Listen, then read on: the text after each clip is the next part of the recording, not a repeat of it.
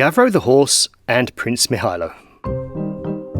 When someone ascends to the throne and becomes a king or a prince, and later does great things for their people, then, little by little, tales of accidents, wrongdoings, and everything not befitting of a king or a prince are somehow forgotten, or simply stop being retold. It's almost as if kings and princes were never children, as if they never fought, argued, chased, hurt their leg, or fell in love. Only their adventures and heroic deeds are talked about. Even today, everyone knows that our Prince Mihailo finally expelled the Ottomans from Belgrade, with the handing over of the keys to the city being one of the most celebrated events in our history.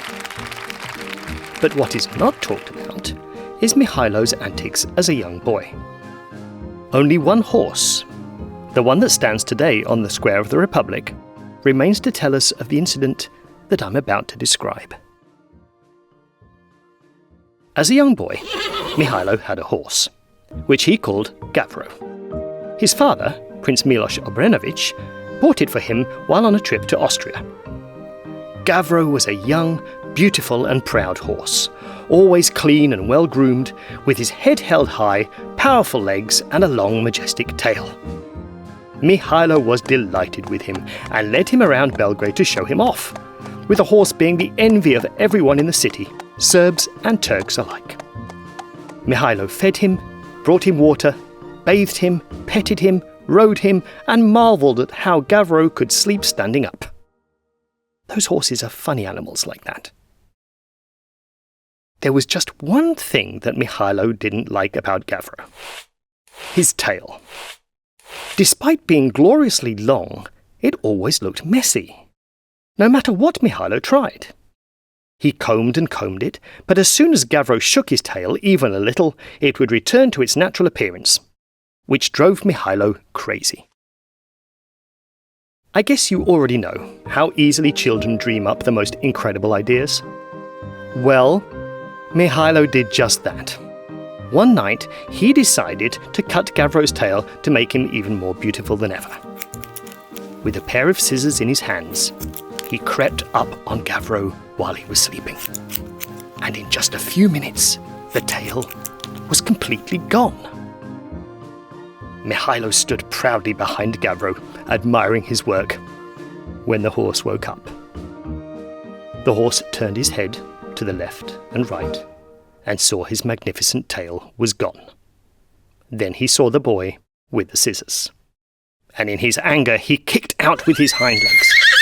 This scared Mihailo, and he jumped out of the way, tripping over a nearby log in the process, falling straight on his face and knocking out his 2 front teeth.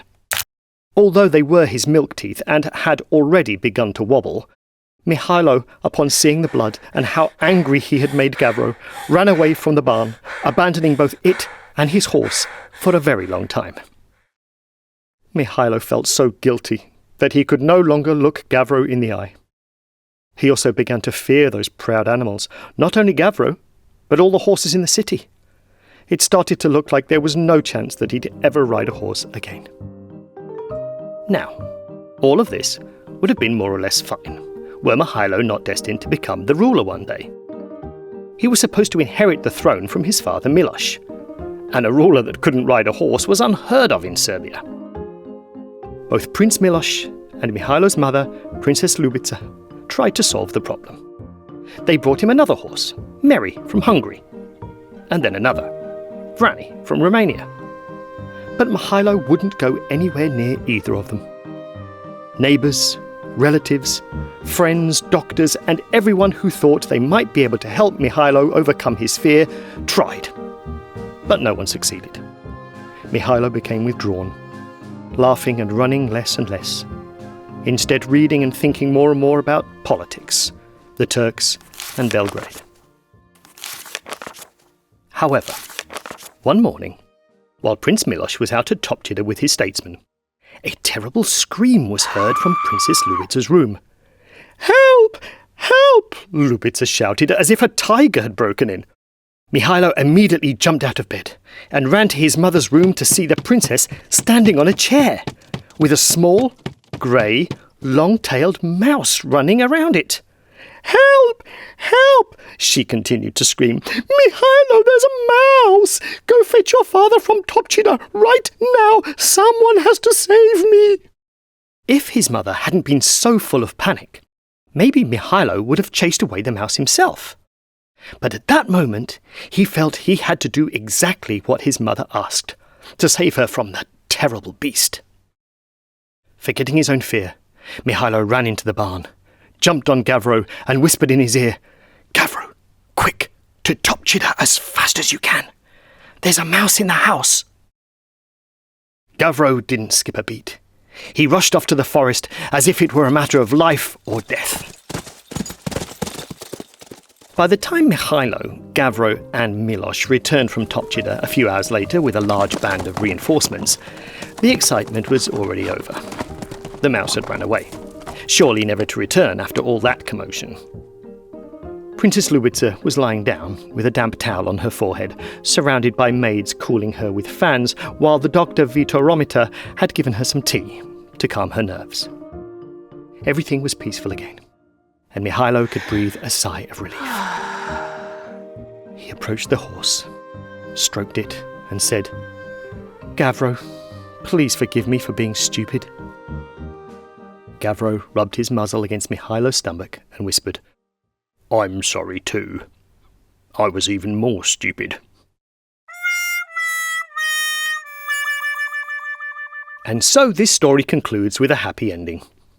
Mihailo grew adult teeth in place of those he'd lost, and began to laugh and play again, although not without getting into trouble on occasion. All the while he grew bigger and stronger, and one day inherited the throne from his father Milos, becoming the Prince of Serbia, and one that could ride a horse at that. After some time, Gavro's tail grew back, and he began to strut around Belgrade like a peacock once more. Mihailo expelled the Ottomans from Belgrade, with the Serbs building a monument to him as a sign of gratitude. Mihailo and Gavro, as the victors over the Turks, still stand cast in bronze at the heart of Belgrade today.